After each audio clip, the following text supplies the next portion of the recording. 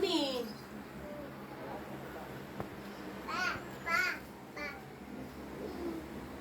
Natutulog si mama.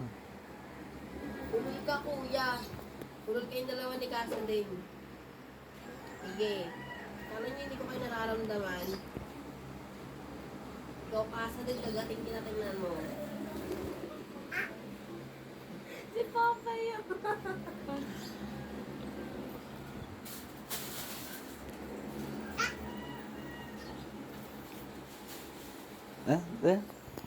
Tutulog. Tutulog pa si Tita Joy mo.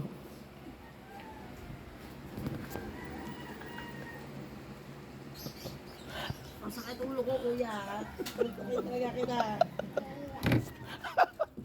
Sartalos. Tawagin Cousin Dave. Hala, ba't ako? Ay, yung bag na! Hinihingi ko! Hindi